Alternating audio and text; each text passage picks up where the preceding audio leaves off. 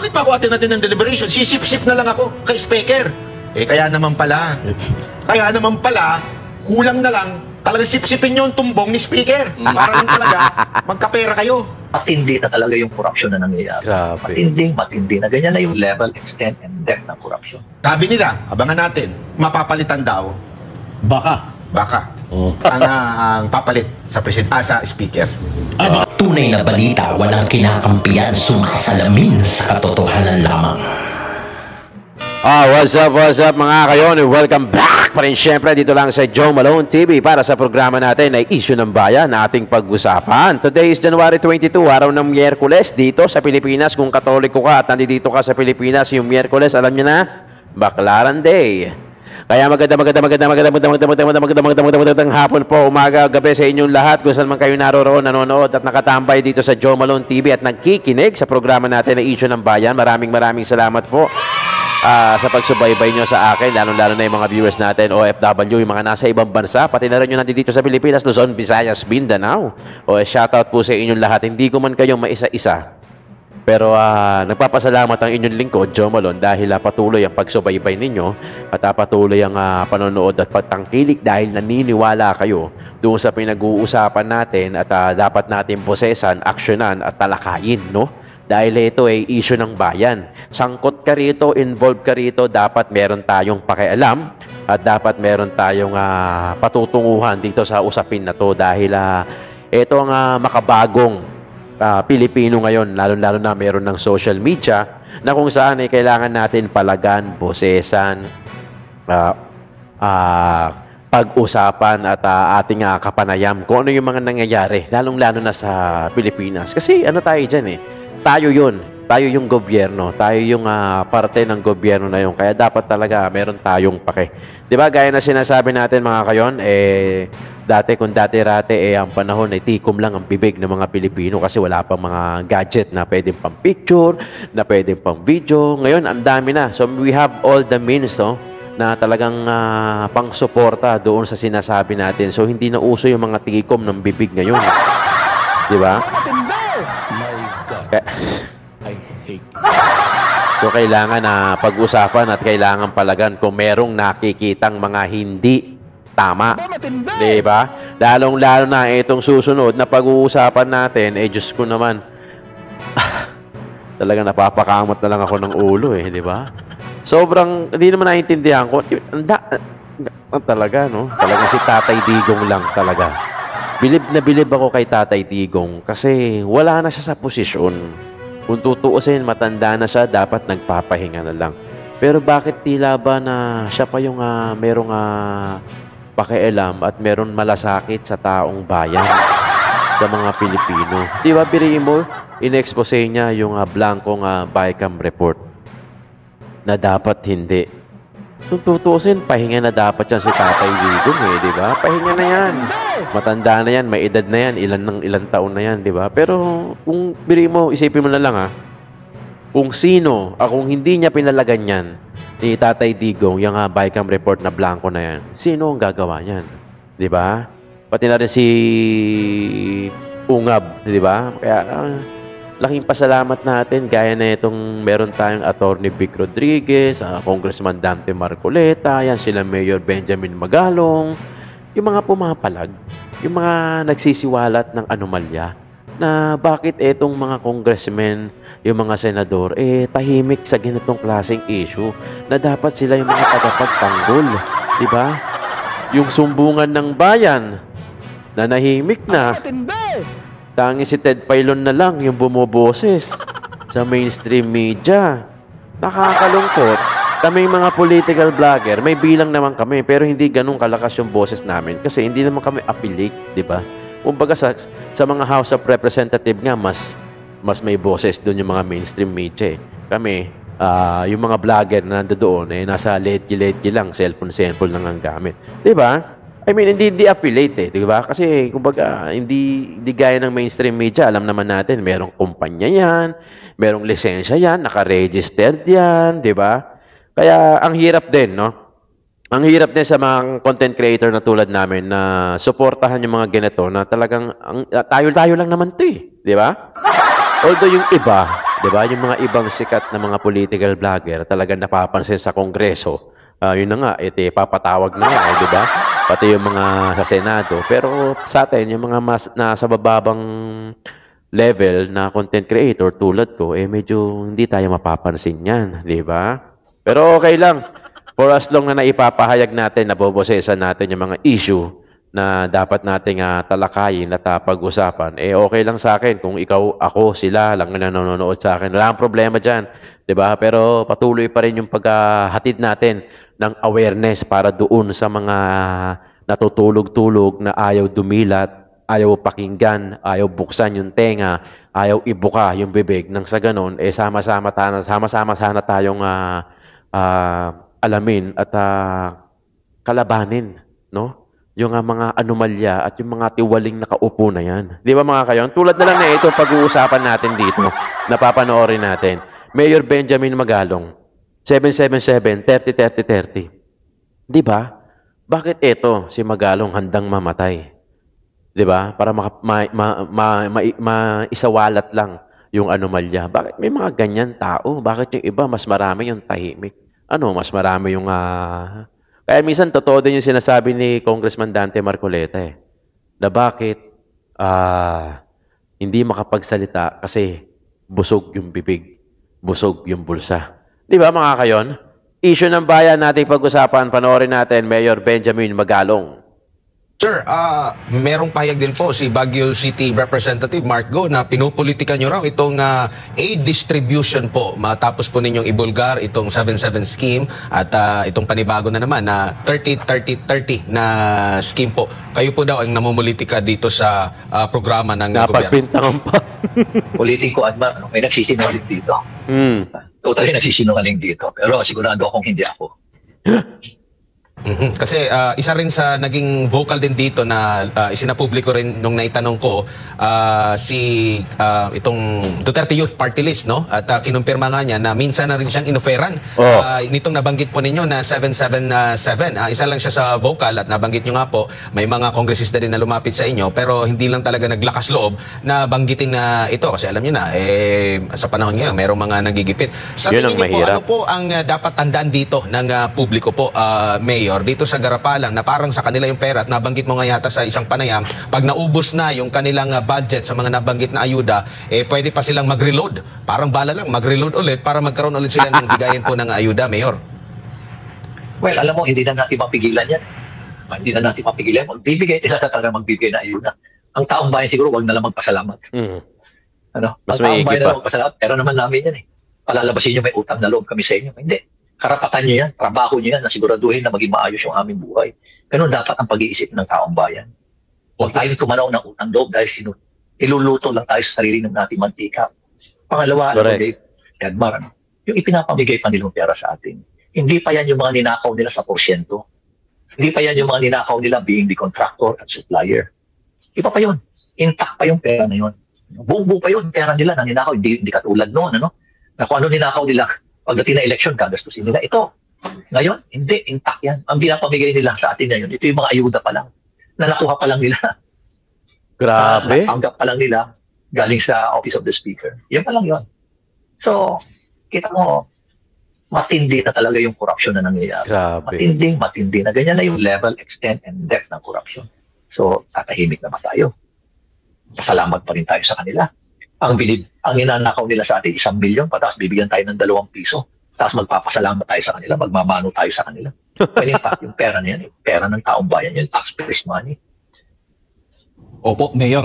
Huli na lang, Mayor, no? Dahil speaking of pera ng bayan, merong bagong revelasyon din tungkol doon sa blankong items umano sa BICAM report ng 2025 national budget. Kayo ho ba, Mayor, naniniwala dito? At ano ho bang masasabi ninyo?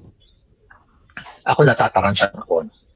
Nagugulat ako na ganyan nakatindi yung kanilang yung lakas na loob na gawin yan. Grabe. Totoo nga naman. Wala talagang blanco doon sa GAA 2025. Kasi yung pirma ni Presidente, talagang walang blanco na doon. Naayos na yun Pero ang dapat patunan ng pansin, yung BICAM report, which was the basis of the GAA na pinirmahan ni Presidente. Diba? Bakit? Why is it na blanco yun? Yan siguro ang itatanong natin. Why is it na pumirma kayo na alam nyo na blanco? merong arrangement siguro nangyari. Hindi ko alam. Ano? I do not like to speculate. Pero siguro, baka meron lang arrangement na nangyari. Okay? Meron na yan. Kaya, they were just so complacent. They were just so confident na hindi mapapansin. Alam mo, kung lagi-lagi mong ginagawa yung katiwalian niya. You feel so confident na akala mo, ay okay lang. Tahimik ang bayan. Gawin na lang natin to, hindi na mapapansin to. Basta importante, abutan na lang natin sila ng pera, katahimik na yung mga yan. Pera-pera lang naman ng taong bayan na yan. Ganun ang pag-iisip nila. Napansin niya yun. Ulitin ko, totoo nga na wala talagang blanco yung pinirma ni Presidente. Pero why is it na pumirma sila sa resulta ng BICAM report na blanco? Diba? Pinapakita. Ako naman nakikita ko yung pinapakita sa akin. Hindi lang maglalakas na loob itong mga nagpapakita nito. Yung mga dating mga sila Congressman Ongab, si President Duterte, sila yung iba pang mga nag-examine nun. Pati nga yung mga kakilala kong lawyers na nakita nila, sabi nila. There's an anomaly here. Definitely. No less than Senator Marcos echoed yung kanyang concern noong December pa nga. Sabi niya, bakit ko paperman, blanco, may mga blanco. So ano ibig sabihin na? Diba? Malamang, highly potential, highly probable na totoo nga. So, anong nangyari? Ano ba mga arrangements dito? Opo. So, ibig sabihin nito, Mayor, hindi nagsisinungaling ang dating Pangulong Duterte dito sa, hindi fake news, itong na-discover nilang mga blank items dyan po sa BICAM report. Yung reference kasi ni President Duterte, yung BICAM report. So, kung yung reference dyan, meron talaga siyang original na copy o kaya siya may kopya nun, at very reliable din naman yung kanyang mga sources dahil nga dating ang mga nasa appropriations alam niya kung ano sinasabi niya, hindi naman basta magsasalita yan si President Duterte nang wala siyang katibayan. Yes. Diba? In the same manner na si President Marcos, nagsasabi rin na totoo na wala talaga yung GAA, na blanco yung GAA kasi yun ang tinirmahan niya nalagyan na yon. Kumbaga yung mga po na yon. No? Pero siguro ang pagtunan natin ng pansin, pag-usapan natin yung BICAM report. Ano ba talaga ang totoo doon sa BICAM report? Kung sinasabi ng ibang mga mambabatas na walang blanco, di pakita nyo na walang blanco talaga yung BICAM report. Doon tayo sa BICAM report. Huwag natin tingnan yun sa GAA. Opo. So totoo, yung sinabi ni Vice President Sara Duterte noon, kung maalala po ninyo, na may 2 tao lang sa Pilipinas ang nagde-decide sa pondo ng bayan. Ang galing. Alam mo, I'm inclined to support that Kasi based sa mga narinig ko, binanggit sa akin, talagang ganun na yung nangyayari. Na may truth na sinasabi ni Vice President Sara. Yan na. So, naglalabasan na. Nanahimik na ba tayo? Tatahimik na ba tayo na alam na natin na something is wrong with the way they are doing things. They're managing our finances. Tatahimik na ba tayo? Binaril nila ng binaril no? Binaril nila ng binaril si VP Sara. Kesyo ganyan daw, ganito, kasi nagmumura, yung mga ganyan. Ngayon, napagtutugma-tugma nyo na. O ngayon, merong high probable na tama yung sinasabi ni VP Sara Duterte na 2 lang ang may hawak ng pera at pondo ng Pilipinas. Si Saldeco at saka si Speaker. According yan. Kaya kaya VP Inday Sara. O ngayon, napagtutugma-tugma na natin. Di ba? Ito yung kagandahan Ito yung kagandahan pagka hindi mga paid na vlogger. Di ba? Na political vlogger. Kasi nauunawaan natin at nagigets na natin yung mga pieces para isang mabuong malaking picture. Kasi dahil doon sa mga consolidated videos, ito na, pinagkududuktong-duktong na natin. Noon, ang daming bumibira, ang daming tumitira kaya BP Inday Sara Duterte. O ngayon, nagtutugma-tugma na. Di ba? Saan ka naman nakakita? Pipirma ka, ikaw, pipirma ka, papayag ka, tapos may blanco. Siyempre, hindi. Yun na lang. Walang pinagkaiba sa mga pipirma ka ng kontrata, tapos may blanco. Ano yun? Di ba? Siyempre, hindi mo napipirmahan yung kung matinukan tao. Kasi alam mo may blanco. At tanong, bakit may blanco? 'Di ba? Yun ang sino ang dapat sisihin. At nakakatawa dyan. Alam mo, nakakatawa dyan. Walang umiimik sa Kongreso at sa Senado. Bakit walang umiimik? Asa na yung mga talaga nagtatanggol kuno? No? 'Di ba? Nagtatanggol sa taong bayan. O ngayon, dapat ngayon sila magsilitawan. 'Di ba? Bakit naman ito sila Mayor Magalong? Sila Attorney Vic Rodriguez. 'Di ba? Sila si Congressman Dante Marcoleta, sila Prof. Malu, Tikya, pati na si Shelo Magno. Bakit eto mga to nagsasalita? naririnig. Bakit yung mga nakaupo na binoto natin, wala na. Tahimik na. Di ba mga kayon? Yan yung ang hirap eh. Yan yung mahirap. Kaya tiwala ako sa talagang mas malaki ang tiwala ako sa mga political vlogger. I'm sorry pero mas tiwala ako doon. Mas doon ako nanonood nga actually, di ba? Sa mga political vlogger na yan. Kasi alam mo, gaya namin, ako, hindi naman ako nababayaran talaga ang sahod ko, views. Kaya nga ako nakikiusap sa inyo na huwag na mag-skip ng ads, paki-like and share yung mga video natin nang sa ganon, magkaroon tayo recommendation sa YouTube. Kasi yun na lang ang tanging magagawa ko para kumita ako, yung makiusap sa inyo na huwag mag-skip ng ads, depende na sa inyo yun kung gagawin nyo o hindi. Di ba mga kayon? Yun ang akin. Kasi kung ako bayad, hindi ko na ipipilit di ba? Hindi ko na ipipilit. Bahala kayo dyan, manood kayo, hindi, mag-skip yun na yung ads o bahala kayo dyan, mag-subscribe kayo, mag-like and share kayo, wala na akong pakialam. Kasi total, bayad naman ako di ba?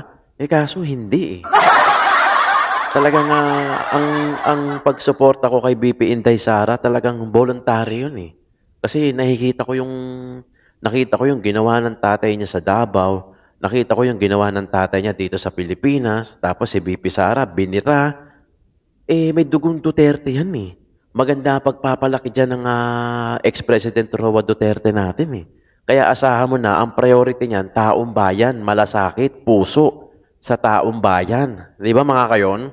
Ito, panoorin natin. Ito, mainstream media. Gumagawa ng issue para pagbintangan at gawing kontrabida si FPRRD. According yan kay Banat Bay. Ito yung Banateros. Panoorin natin, SMNI. Ito magandang topic to regarding sa Bicam na yan. Mas maiintindihan natin lalo at kung paano nila binabanatan at pinapasama si former President Roa Duterte. Malalaman natin dito yung mga lumang istilong bulok. Ito nga matindi dyan Bakit ang tinanong nyo yung presidente? Yun. Tama ba kayong media? Dapat ang tinanong nyo si Speaker. Speaker, bakit blanco daw to, sabi ni Duterte? Yun ang dapat yung tinanong. O kaya si Senate President. Kasi silang dalawa yung Bicam yun yung pinaka-ibabaw na nun, si Senate President at saka si Speaker.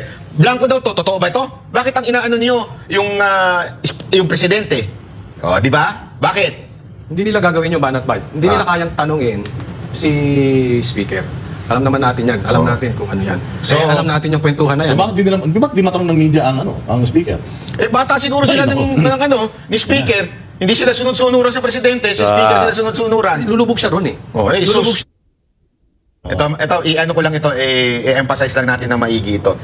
Alam nyo, itong pangyayari sa budget na ito, talagang isang iskandalo na para sa ating bayan. Dahil talagang apektado dito yung mga ordinaryong Pilipino. At kung papansinin nyo, ginawa ito before the election. Ibig sabihin, meron talagang problema. Ang ganda nga nung tinanong namin si Secretary Gonzales, yung tumatakbong senador, di ba? Yung Sunday, sabi niya, ano bang problema sa corruption? It's in the system. Ito yung system na yun. Mantakin mo isipin nyo na maigi to. This logic lang ito. Gamitin nyo ng matindi. Inayos ng Presidente at saka ng DBM. Inayos din ng Senate at saka ng buong Congress. Binatikos lahat-lahat. Nag-Bicam para talaga may check and balance. Tapos sino magdidesisyon? Yung apat lang na tao. Pantakin mo, anak ng wete. Bakit pa tayo nag-aksaya ng panahon dito? Pinag-usapan pa natin to.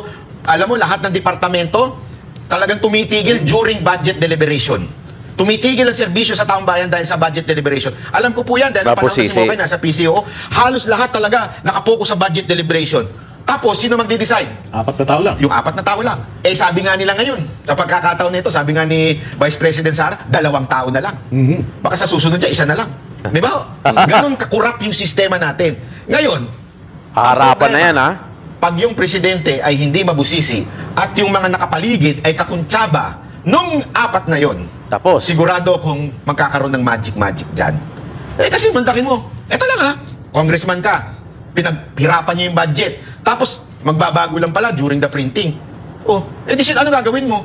Bakit pa ako atin ng deliberation? Sisip-sip na lang ako kay Speaker. Kaya naman pala, kulang na lang, talagang sip-sipin nyo ang tumbong ni Speaker para lang talaga magkapera kayo. Kasi sino ba ang magdi-decide? Speaker. At saka, yung kanyang appropriation, chairman. Tama talaga si Vice President Sara Duterte. Pero ito ang aabangan natin, Banat Bay. Yung twist. Ano ang twist? Kasi may balita ka, Ikwento mo na. Ito ang ano natin, ang abangan natin dyan mga bossing, yung twist. Kasi, syempre, nasukol sila ni PRD. Nasukol sila ni Ungab Walang may reputasyon na magsalita tungkol sa korupsyon kundi si PRD.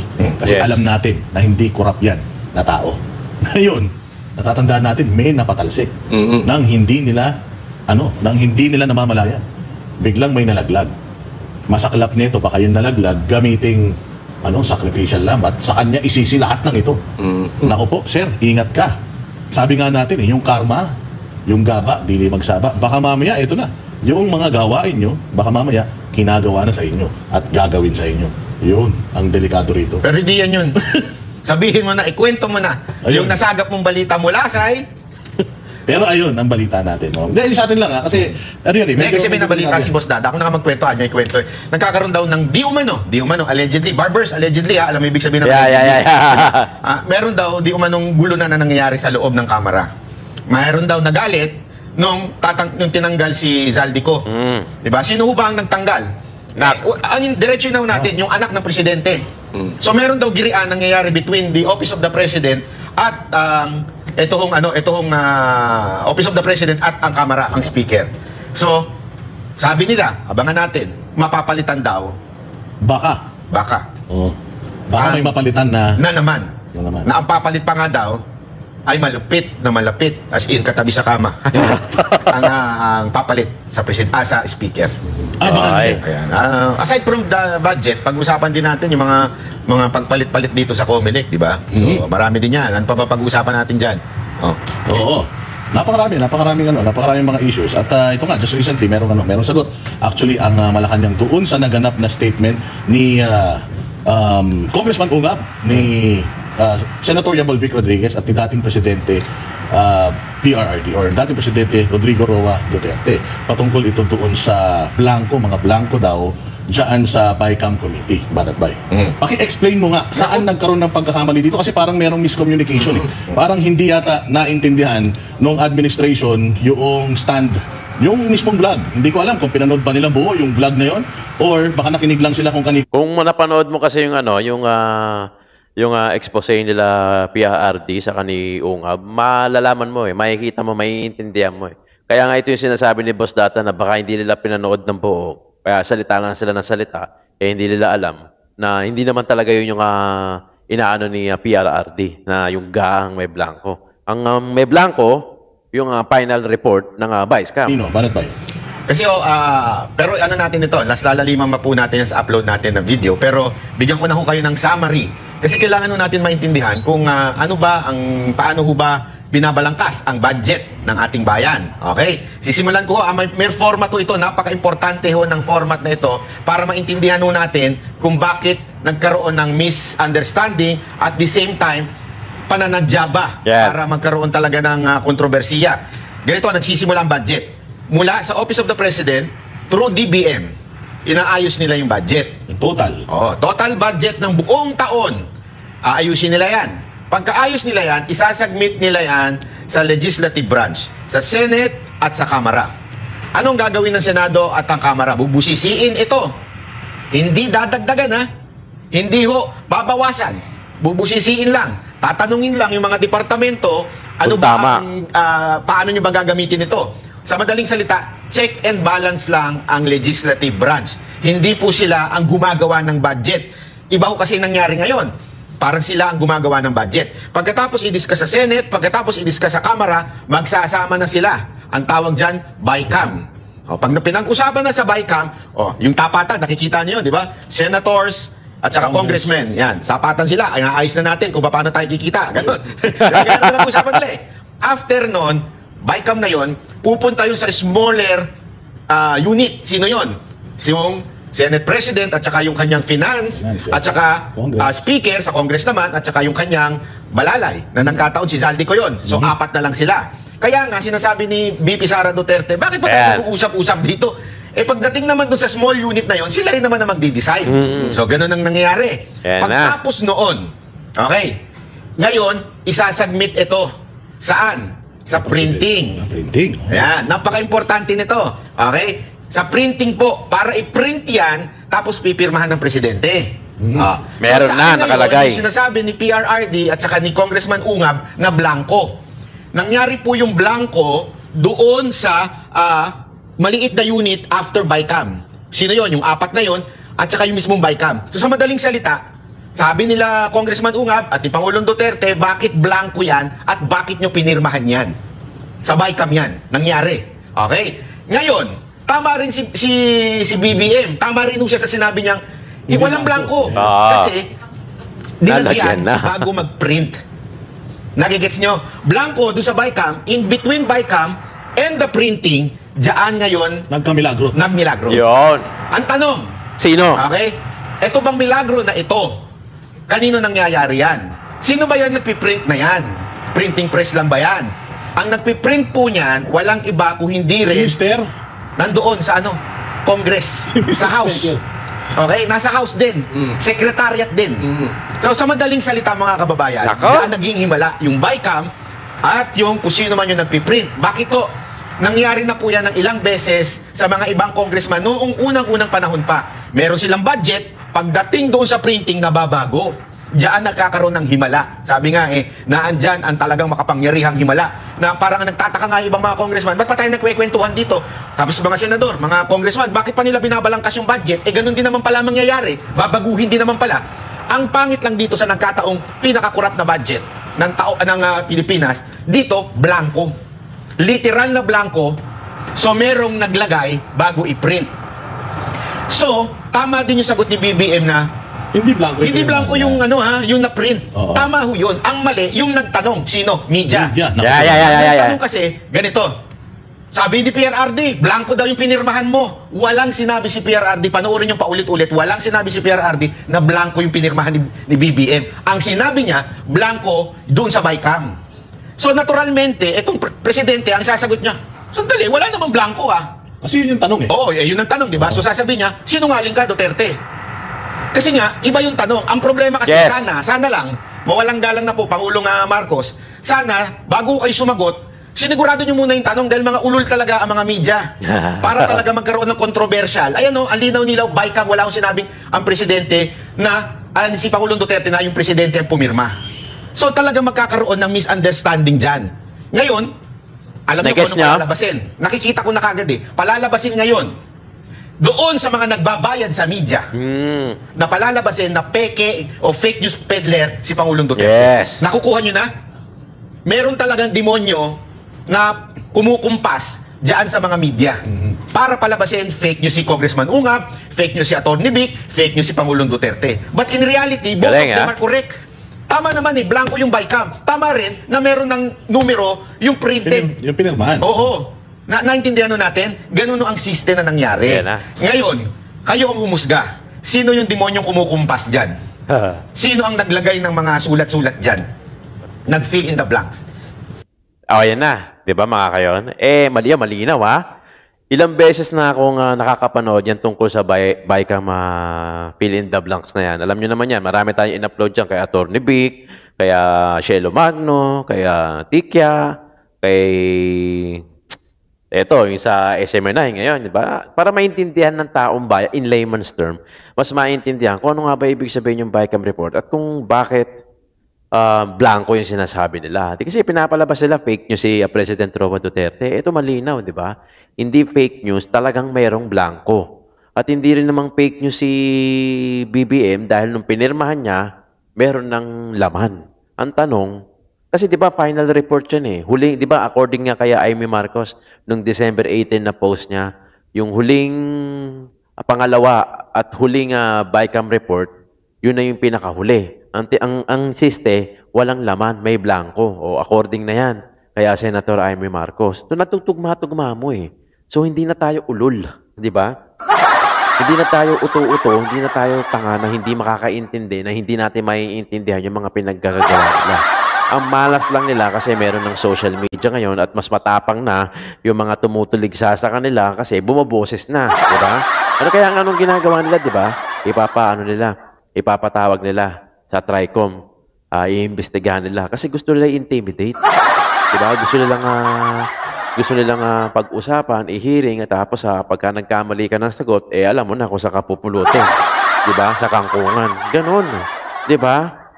Ang malas lang nila kasi meron mga social media ngayon, may mga picture na, may video na, may CCTV na, nakikita na yung mga galawan nila. Susunod dyan, high-tech na yung mga CCTV ngayon, may mga boses na. May mga boses naman yung iba, may mga audio naman Pero yung iba, wala pa. 'Di ba? Yung high-tech yung audio, yung kahit na nasa poste, dinig pa rin yung mga nagsasalita. Ang ganda nun.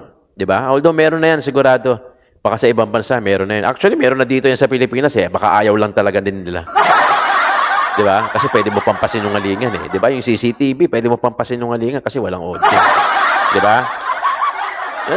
Malas lang nila kasi kahit papaano matatapang na yung mga tao ngayon dahil may social media na. Kahit papaano may mga ilang sumusuporta at nagtatanggol, 'di ba? Gaya nila Atty. Vic, sila yung mga bumaboses talaga si Congressman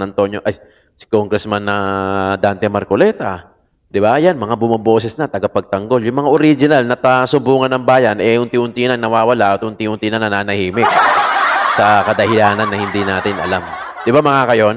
Iiwan ko na sa inyo yan. At least kahit pa paano, yung mga consolidated na videos na ginagawa natin, yung mga segment, yung mga series na pinapapanood ko sa inyo, I'm sure naiintindihan nyo na. 'Di ba? Kasi ito naman yung purpose ng reaction video natin, ng mga vlog natin Ipapaintindi natin sa mga sa mga hindi pa nakakaintindi through consolidated videos. Kasi ang hirap pag isang video lang yung pinanood mo 'Di ba? Pwedeng mali, pwedeng tama, 'di ba? Pwedeng fake news, pwedeng totoo. Ito, marami na. Tapos nagtutugma-tugma pa 'di ba? Nagigets nyo? Nagtugma pa yung sinabi ni VP Sara Inday Duterte. Tapos yung mga nangyayari ngayon, nagtutugma-tugma yung mga puzzle of pieces na pinagbubuo natin, nakukuha natin yung malaking picture. Na talagang yung pera ng bayan, talagang kinokorap. Yun lang na yun. Yun na yun. Alam nyo na yan, mga kayon. Alam nyo na yan. Ang tanong, wala man lang pumapalag. Tayo lang yung pumapalag. Pilipino, political vlogger. Doon sa mga kongreso, sa mga senate, iilan lang yung mga pumapalag. Karamihan, yung mga tumatakbo pa. 'Di ba? Yung mga nakaupo na, sila na yung tahimik ngayon. Maraming salamat mga kayon sa panonood at pagtatambay. Kung nakaabot kasi dito sa dulo ng video natin, paki-like and share naman yung video natin. At huwag rin kayo mag-skip ng ads every time na may lalabas na ads. Maraming salamat po, Joe Malone TV, para sa issue ng bayan, ating pag-usapan.